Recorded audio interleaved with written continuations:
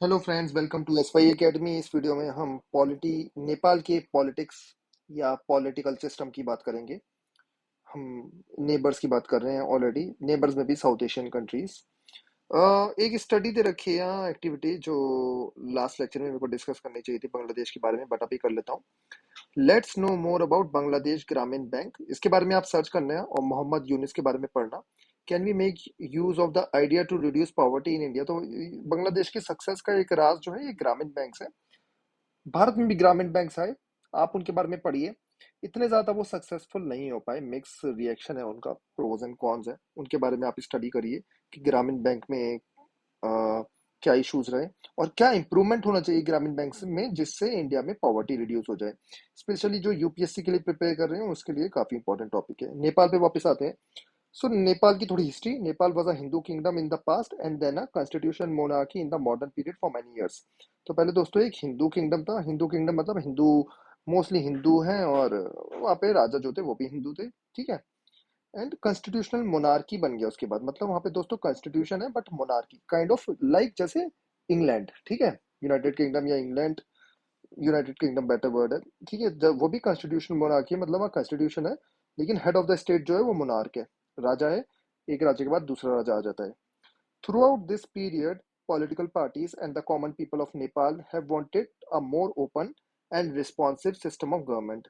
तो बेसिक चीज है कि मोनार्की लोगों को ज्यादा पसंद नहीं थी। एक और चीज आपको यहाँ पे क्लियर हो जानी चाहिए कि यह रिप्रेजेंटेटिव गवर्नमेंट और रिस्पॉन्सिव गवर्नमेंट भी नहीं थी। इसका कहने का मतलब ये है कि काइंड ऑफ डेमोक्रेसी नहीं थी, ठीक है। मतलब लोग, वोटिंग थोड़ा कम था। जो किंग था वो ऑटोक्रेटिक था, अपने हिसाब से चीजें चलाता था। तो लोगों की बेसिक डिमांड्स थी कि जैसे इंडिया और बाकी कंट्रीज में हो रहा है, हमें भी रिप्रेजेंटेटिव गवर्नमेंट, रिस्पॉन्सिव गवर्नमेंट चाहिए। But the king, with the help of army, retained full control over the government and restricted the expansion of democracy in Nepal. कुछ छोटी मोटी डेमोक्रेटिक चीजें होती थी, परंतु पूरा का पूरा जो नेपाल था वो किंग अपने हिसाब से चलाता था। आर्मी उसके कंट्रोल में होती थी, जैसे एंशियंट और मेडिवल टाइम में होता था। नेपाल उस तरीके से चलता आ रहा था, ठीक है। The king accepted the demand for a new democratic constitution in the 1990 in the wake of a strong pro-democracy movement. 1990 में काफी सारी चीजें चेंज हुई नेपाल में, और किंग को फाइनली ये एक्सेप्ट करना पड़ा कि हाँ, मैं एक नया कॉन्स्टिट्यूशन बनाऊंगा जिसमें हम डेमोक्रेसी रखेंगे, एक हमारा मेन प्रिंसिपल। क्योंकि डेमोक्रेटिक मूवमेंट बहुत ज्यादा हो रही थी नेपाल में, और नेपाल, और ये सब क्यों हो रही थी, देखो दोस्तों, अगर आपकी इकोनॉमी अच्छी चल रही है, सोशो कल्चरल इश्यूज नहीं है, राइट, तो कोई प्रो डेमोक्रेसी मूवमेंट नहीं होगी, जैसे गल्फ की कंट्रीज में वहां पे नहीं होती। हाँ, आपका जब कंट्री में इश्यूज होना लग जाएंगे, जॉब्स होंगी नहीं, इकोनॉमी डूबेगी, तो वो प्रो डेमोक्रेटिक कॉल्स होना स्टार्ट हो जाएंगी। वही नेपाल में सिचुएशन थी। However, democratic governments had a short and troubled career. तो 1990 में सक्सेस नहीं मिली, ठीक है, नेपाल को ज्यादा सक्सेस नहीं मिली, और कुछ खास नहीं चल रहा था। एक गवर्नमेंट आती थी दूसरी चली जाती थी। During the 90s the Maoist of Nepal were successful in spreading their influence in many parts of the Nepal. तो माओइस्ट काफी ज्यादा सक्सेसफुल थे। माओइस्ट मतलब कहाँ से आते हैं? माओ जेडोंग है ना। माओ जेडोंग जो थे पहले प्रीमियर या पहले leader of, Mao Zedong, Z, पहले लीडर ऑफ चाइना, ठीक है। इन्हीं से माओइज्म आया है। एक फनी बात जो कही जाती है वो ये है कि इंडिया में माओइस्ट काइंड ऑफ एक इंसर्जेंट्स, या वर्ड उनके लिए टेररिस्ट भी काफी बार यूज किया जाता है इंडिया में, लेकिन वो जैसे ही नेपाल जाते हैं वहां पे वो पॉलिटिकल लीडर्स बन जाते हैं, ठीक है। तो माओइस्ट वहां पे पार्टी है। इंडिया में ज्यादा माओइस्ट को मतलब वो एक इंसर्जेंट ग्रुप, टेररिस्ट ग्रुप की तरह देखा जाता है। तो एक ये थोड़ा सा फनी और इंटरेस्टिंग फैक्ट दोनों ही है। माओइस्ट काफी ज्यादा सक्सेसफुल थे। देखिए, माओइस्ट की फिलोसफी तो बहुत बढ़िया है। लैंड रिफॉर्म्स करो, इक्वालिटी, जो सोशलिज्म की फिलोसफी है ना, वही सब फॉलो करते हैं। माओइस्ट की फिलोसफी काफी वैसी है, और ये काफी ज्यादा सक्सेसफुल रहे हैं नेपाल में, ठीक है। इंडिया में काइंड ऑफ थोड़ा सा लैंड रिफॉर्म सक्सेसफुल नहीं हुए थे, तो इन्होंने हथियार उठा लिए, है ना। तो इश्यूज हो गए। इश्यूज मतलब फिर चलता ही आ रहा है ना, कि माओइस्ट अब थोड़ा सा वैसे कंट्रोल में हो गया है by the policies of government. आगे चलते हैं नेपाल पे। They believed in armed insurrection against the monarch and the ruling elite. तो मैंने अभी आपको जैसे समझा, इक्वालिटी, सोशलिज्म, है ना, रूलिंग एलाइट के अगेंस्ट होते हैं। तो माओइस्ट को इस चीज में बहुत ज्यादा सक्सेसफुल मिली, क्योंकि देवर अगेंस्ट कि ये बात बात पे आर्मी नहीं बुलानी है आपको, बात बात पे ये नहीं कि गन रख दी हमारी खोपड़ी पे। ये नहीं होना चाहिए कि हाँ सारी की सारी पावर जो है रूलिंग एलाइट और मोनार्क ने कब्जा कर रखा है पूरे नेपाल पे। माओइस्ट इसके बिल्कुल अगेंस्ट थे, वो इक्वालिटी में बिलीव करते थे, है ना। This led to a violent conflict between Maoist guerrillas and the armed forces of the king. तो खूब लड़ाई हुई। माओइस्ट गुरिल्लास, तो माओइस्ट मैं आपको समझा चुका हूँ, गुरिल्लास मतलब ये होता है जो अटैक करते हैं भाग जाते हैं, है ना, जो अटैक करते हैं भाग जाते हैं। स्पेन में स्पेनिश वॉर में खूब हुआ था ऐसा, जब नेपोलियन को हरा दिया गया था। शिवाजी इसमें माहिर थे, है ना, माओइस्ट, सॉरी, शिवाजी माहिर थे। उसके बाद माओइस्ट भी इंडिया में भी यही फॉलो करते हैं और नेपाल में भी फॉलो करते हैं। शिवाजी पे मैं वापस आता हूँ। शिवाजी और इवन मराठास में गुरिल्ला वॉरफेयर में देवर स्पेशलिस्ट, ठीक है। उन्होंने मुगल्स को इसी तरीके से काफी परेशान करा था। इवन कुछ युद्धों में तो सक्सेसफुल भी मिले थे, सक्सेस भी मिली थी उन्हें। तो ये मोइस्ट गुरिल्लास ने खूब परेशान करा आर्मी को, ठीक है। For some time there was a triangular conflict among the monarchist, democrats and the Maoist. तो इन तीनों के बीच में काफी ज्यादा इश्यूज रहे। देखो, माओइस्ट और डेमोक्रेट्स में थोड़ा सा ही फर्क है। माओइस्ट जो है वो थोड़ा सा बोलते हैं कि सोशलिज्म लाओ, कम्युनिज्म लाओ, है ना, माओ वाली फिलोसफी। वो डेमोक्रेसी नहीं ला रहे।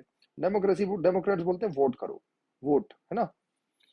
बट डेमोक्रेट्स माओइस्ट की पॉलिसीज बिल्कुल सेम थी कि हाँ मोनार्की हटनी चाहिए, ठीक है, डेमोक्रेसी काइंड ऑफ एक आनी चाहिए और चीजें चेंज होनी चाहिए। तो थोड़ा थोड़ा आपको दिखेगा कि वहां के माओइस्ट भी थोड़ा सा डेमोक्रेसी के फेवर में होते जाएंगे विद टाइम, ठीक है। इस पॉइंट को आप नोट करना। अदरवाइज आपको क्लियर तो हो गया होगा। मोनार्किस्ट फोर्सेस मतलब किंग के फोर्सेस, डेमोक्रेट्स मतलब जिनको डेमोक्रेसी चाहिए, माओइस्ट मतलब जो कम्युनिज्म, सोशलिज्म चाहते हैं।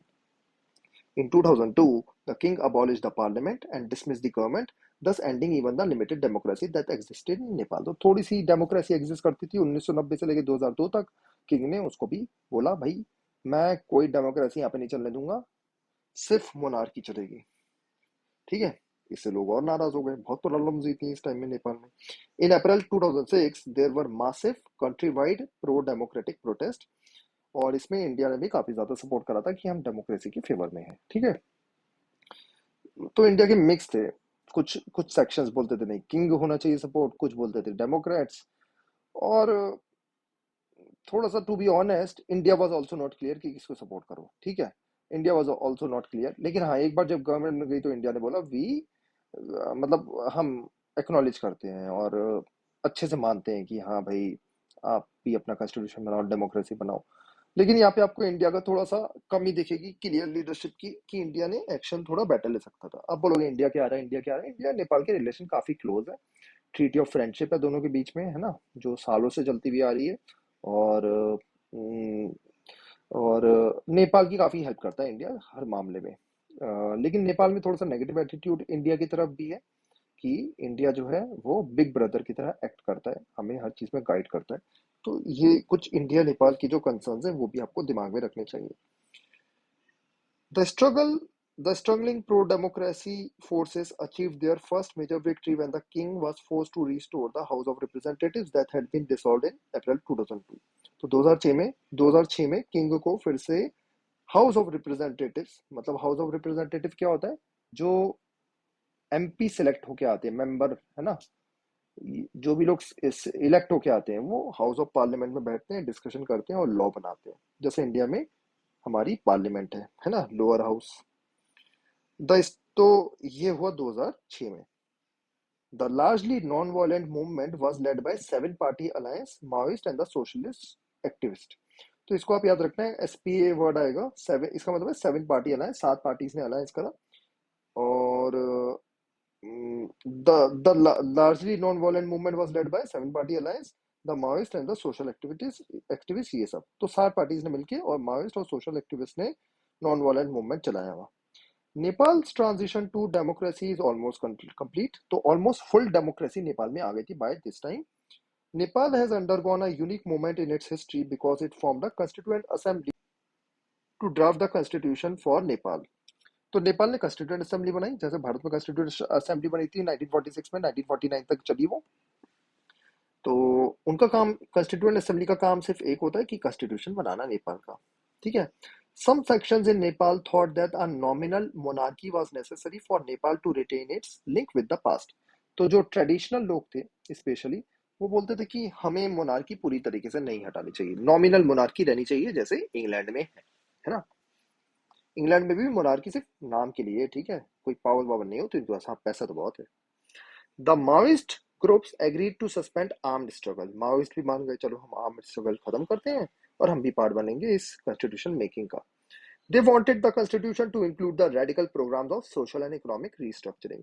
तो बेसिक हमेशा आपको याद रखना है दोस्तों कि जो लोग कम्युनिज्म सोशलिज्म फिलोसफी फॉलो करते हैं वो सोशल और इकोनॉमिक रीस्ट्रक्चरिंग की हमेशा बात करेंगे, मतलब सोशली लोग इक्वल, मतलब सब बराबर है ना, इरिस्पेक्टिव ऑफ कास्ट रिलीजन ये वो है ना, इकोनॉमिकली भी इक्वल हो, ये भी वो बात करते हैं कि वो ऐसी बातें करते हैं, एक साइकिल चलाने वाला या मतलब एक डॉक्टर और एक कारपेंटर दोनों की सैलरी बराबर होनी चाहिए, काइंड ऑफ ये फिलोसफी है ना इकोनॉमी। आप आई होप ये पॉइंट समझ गए होंगे। All the parties in the seven party alliance did not agree with this programme. तो माओइस्ट ने जो बोला वो सेवन एसपीए को ज्यादा पसंद नहीं आया, हाँ सोशल इकोनॉमिक रिस्ट्रक्चरिंग हमें ज्यादा नहीं चाहिए। Maoist and some other political groups were also deeply suspicious of the Indian government and its role in the future of Nepal। तो अभी मैंने आपको जो समझाया कि इंडिया के रोल पे हमेशा सस्पिशन रहा है नेपालीज को, और ये बहुत बड़ा कंसर्न है इंडिया के लिए कि कैसे संभाले, क्योंकि कुछ कुछ इन्फ्लुएंस तो करना जरूरी भी था। अदरवाइज नेपाल एक ऐसी जगह पर है कि अगर वो थोड़ा हमारे अगेंस्ट हो जाए या चाइना के साथ हो जाए तो हमारे लिए बहुत बड़ी प्रॉब्लम हो जाएगी। तो इसलिए इंडिया को भी थोड़ा बहुत इंटरफेयर तो करना पड़ता है। उसके बाद आपको ये भी पॉइंट क्लियर होंगे, हमारे बॉर्डर्स बहुत ही ओपन है और काफी ज्यादा टेररिस्ट तो नेपाल से ही आते हैं घूमते घामते, है ना। मतलब आपके पास काफी बार तो पासपोर्ट की भी जरूरत नहीं है अगर नेपाल आपको विजिट करना है तो, इतने क्लोज रिलेशन है दोनों कंट्री के। तो मैं ये सब क्यों समझा रहा हूँ आपको, क्योंकि वाई इंडिया इन्फ्लुएंस, आप ये बोलोगे कि इंडिया इन्फ्लुएंस ही क्यों करता है कि दूसरे कंट्रीज के एक्सटर्नल मैटर्स में, है ना, इंटरनल मैटर्स में इन्फ्लुएंस ही क्यों करता है, करना पड़ता है और इंडिया करता भी है, ठीक है, सीधी सी बात है। लेकिन ये चीज नेपालीज को ऑफ कोर्स पसंद नहीं आई। इन 2008 Nepal became a democratic Republic. इसका मतलब है दोस्तों हेड ऑफ द स्टेट जो है वो भी इलेक्टेड होता है, वर्ड बिल्कुल क्लियर होना चाहिए, रिपब्लिक का मतलब क्या है, हेड ऑफ द स्टेट भी इलेक्ट हो रहा है, हर कोई वोट कर सकता है। डेमोक्रेसी मतलब हर कोई वोट करेगा। आफ्टर अबॉलिशिंग दी मोनार्की, मोनार्की पूरी तरीके से खत्म कर दी, हिंदू किंगडम जो है वो चीज नहीं रही। 2005 में इसने अपना नया कॉन्स्टिट्यूशन अडॉप्ट करा जो काफी कंट्रोवर्शियल था, है ना। क्यों था इस, ये हम यहाँ पे नहीं बढ़ेंगे, ठीक है। और अब तो ये पुराना टॉपिक भी हो गया तो ज्यादा पूछा भी नहीं जाता एग्जाम्स में, ठीक है।